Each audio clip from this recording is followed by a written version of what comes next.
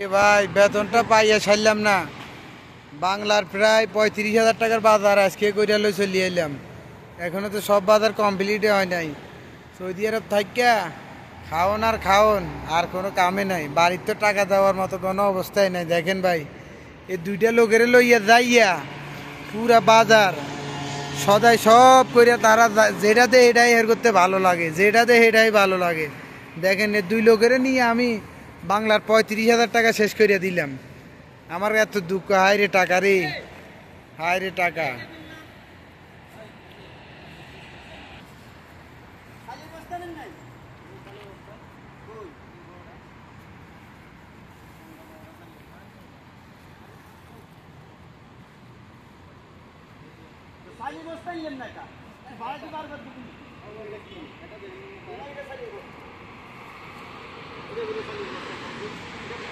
দেখেন কি করতেছে, বাজার ভাগাভাগি লাগিয়ে গেছে।